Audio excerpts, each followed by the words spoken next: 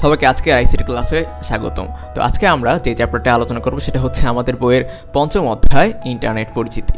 তো এই চ্যাপ্টারে আমরা আসলে ইন্টারনেট কি, ইন্টারনেটের ব্যবহার সম্পর্কে আলোচনা করব। তো শুরুতেই আসি ইন্টারনেট কি। আচ্ছা, তো ইন্টারনেটের ইংলিশ বানান হচ্ছে ইন্টারনেট। আচ্ছা, ইন্টারনেট শব্দটি আসলে দুটি শব্দের সমন্বয়ে গঠিত। সেটা জানার জন্য আগে ফার্স্টে আমরা লিখি ইন্টারনেট শব্দটি আসলে ইন্টার কানেক্টেড নেটওয়ার্ক।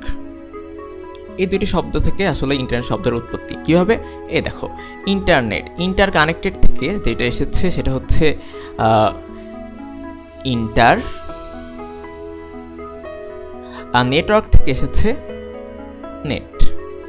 এই হয়ে গেল আমাদের ইন্টারনেট। ইন্টারনেট মানে হচ্ছে অসংখ্য নেটওয়ার্কের একটি সমষ্টি। এখন তোমাদের মনে হয়তো প্রশ্ন জাগতে পারে নেটওয়ার্ক জিনিসটা কি। আচ্ছা, ধরা যাক তোমাদের স্কুলে কতগুলো কম্পিউটার আছে। এই ধরো একটা কম্পিউটার সাথে আর একটা কম্পিউটার। আচ্ছা, এই দুইটা কম্পিউটার, একটা কম্পিউটার, এই হলো আর একটা কম্পিউটার। এই হয়ে গেল তোমার স্কুলে ধরো তিনটা কম্পিউটার। এখন এই তিনটা কম্পিউটার কোনো একভাবে না, ধরো হচ্ছে সুইচ নামে একটা যন্ত্র আছে, যে যন্ত্রটার নাম হচ্ছে সুইচ। আচ্ছা, এই যন্ত্রের মাধ্যমে একটা কম্পিউটার সাথে আরেকটা কম্পিউটার সংযোগ করা যায়। আচ্ছা, সংযোগ করলে এখন কি হবে? সংযোগ করলে এক কম্পিউটার থেকে আরেক কম্পিউটারের মাধ্যমে বিভিন্ন তথ্য আদান প্রদান করা যাবে। এই হয়ে গেল একটা কম্পিউটারে একটা নেটওয়ার্ক। আচ্ছা, এখন ধরো তোমাদের পাশের স্কুলে ধরো আরও দুইটা কম্পিউটার আছে। এই ধরো একটা কম্পিউটার আর একটা কম্পিউটার। আচ্ছা, এই দুইটা কম্পিউটার ধরে নেওয়া যাক আরেকটা সুইচের মাধ্যমে সংযুক্ত। তার মানে পাশের স্কুলে একটা মোটামুটি একটা নেটওয়ার্ক আছে। আচ্ছা, তাহলে এখানে কি তৈরি হলো? একটা ছোটোখাটো একটা নেটওয়ার্ক, কম্পিউটারের নেটওয়ার্ক। তোমার স্কুলেও একটা তৈরি হলো নেটওয়ার্ক। তার মানে কি, তারা নিজেদের মধ্যে এখন ইচ্ছা করলে তথ্য আদান প্রদান করা যাবে। এখন তোমার ইচ্ছা হলো যে দুই স্কুলের মধ্যে তথ্য আদান প্রদান করা, তাহলে কি করা যাবে? তাহলে আমাদের যে যন্ত্রটা দরকার সেটার নাম হচ্ছে রাউটার। আচ্ছা, এটার নাম কি? এটার নাম হচ্ছে রাউটারের কাজ কি? রাউটার হচ্ছে দুইটা সুইচের মাধ্যমে একটা সংযোগ স্থাপন করে। আচ্ছা, সংযোগ স্থাপন করলে এখন লাভ কি হবে? তুমি ধরো এই কম্পিউটার থেকে এখন এই কম্পিউটারে তথ্য পাঠাবা, তাহলে কি হবে? এই সুইচ থেকে রাউটারে যাবে, রাউটার থেকে আবার পরের পাশের সুইচে যাবে, এই সুইচ থেকে তখন আবার এই কম্পিউটারে চলে যাবে। এভাবে আসলে দুইটা নেটওয়ার্ককে সংযুক্ত করা হয়। আচ্ছা, এই যে দুইটি নেটওয়ার্কের মধ্যে একটা সম্পর্ক, এটাকে বলা যায় হচ্ছে ইন্টার কানেক্টেড নেটওয়ার্ক। তার মানে এখানে মোটামুটি একটা ইন্টারনেট তৈরি হয়ে গেছে। তাহলে এরকম অসংখ্য কম্পিউটারের নেটওয়ার্ক সংযুক্ত হয়ে সারা পৃথিবীতে ছড়িয়ে আছে ইন্টারনেট। একদম শুরুতে যেই ইন্টারনেট তৈরি হয়েছিল সেখানে ছিল মাত্র 4টি কম্পিউটার, আর এখন দেখো কোটি কোটি কম্পিউটার এই ইন্টারনেটে সংযুক্ত আছে। এভাবে ইন্টারনেট আমাদের সারা পৃথিবীকে একটি কানেক্টেড অবস্থায় রেখেছে আসলে।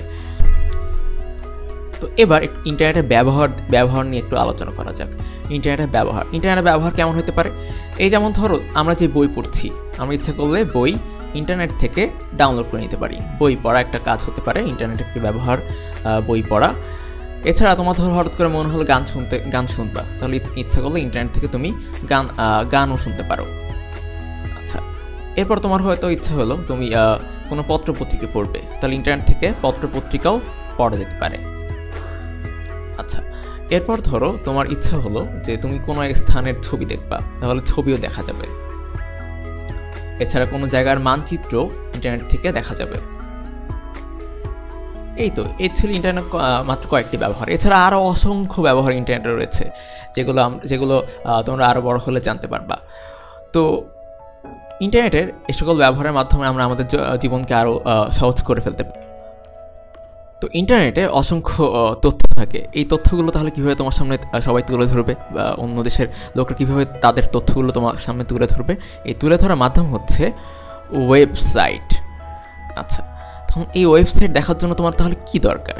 এই ওয়েবসাইটটা দেখার জন্য তোমার প্রথমে যেটা দরকার সেটা হলো ইন্টারনেট, তোমার কম্পিউটারে ইন্টারনেট সংযোগ দরকার। তাহলে প্রথম যে জিনিসটা দরকার সেটা হচ্ছে ইন্টারনেট সংযোগ। ওকে, এরপর আর কি জিনিসটা দরকার সেটা হচ্ছে যে একটা বিশেষ এক ধরনের অ্যাপ্লিকেশন সফটওয়্যার যেটা দিয়ে ওয়েবসাইটকে দেখা যাবে, সেটা হলো ব্রাউজার, ওয়েব ব্রাউজার। ব্রাউজার দিয়ে আমরা সহজে যে কোনো ওয়েবসাইটকে দেখতে পারি।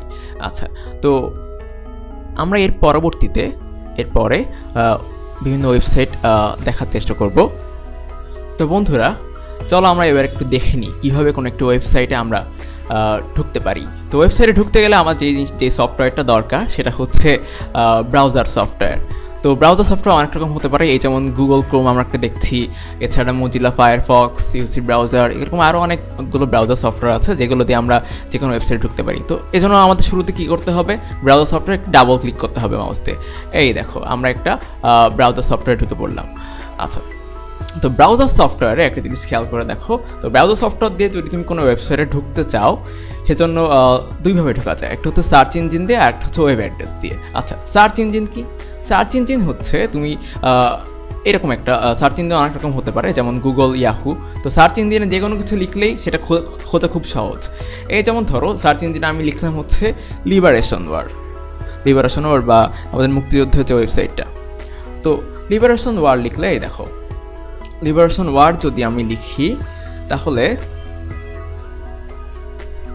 লিবারেশন ওয়ার লিখলে এই দেখো আমাদের লিবারেশন ওয়ার নিয়ে অনেক তথ্য আমরা পেয়ে যাচ্ছি। দেখো লিবারেশন ওয়ার মিউজিয়াম, এখানে যদি আমরা ক্লিক করি তাহলে আমরা সরাসরি লিবারেশন ওয়ার মিউজিয়াম বা আমাদের মুক্তিযুদ্ধ জাদুঘরের যে ওয়েবসাইট সেখানে প্রবেশ করতে পারছি। আচ্ছা, এরকম সার্চ ইঞ্জিন আরও রয়েছে। আমরা যদি দেখি www.yahoo.com, এটাও একটা সার্চ ইঞ্জিন। এটা দেখতে অনেকটা আগের মতোই, তবে ওয়েবসাইটটা আলাদা, yahoo.com। তো এখানে যে কোনো কিছু লিখলেই তুমি সহজে খুঁজে পেতে পারো। আচ্ছা, তো এগুলোকে বলা হচ্ছে সার্চ ইঞ্জিন, এগুলো দিয়ে খুব সহজে যে কোনো কিছু খুঁজে পাওয়া যায়। আচ্ছা, এছাড়া আরও একভাবে আমরা যে কোনো ওয়েবসাইটে ঢুকতে পারি, যেমন ধরো আমরা উইকিপিডিয়া ওয়েবসাইটে ঢুকতে যাচ্ছি, তাহলে আমাদের টাইপ করতে হবে www.wikipedia.org। ব্যাস, আমি এখন যে জিনিসটা লিখলাম এটার নাম হচ্ছে ওয়েব অ্যাড্রেস। এটা লেখার মাধ্যমে সরাসরি তুমি যে কোনো ওয়েবসাইটে ঢুকতে পারো। উইকিপিডিয়ায় যে কোনো সার্চ দিলেই সেই সম্পর্কে তথ্য জানা যায়।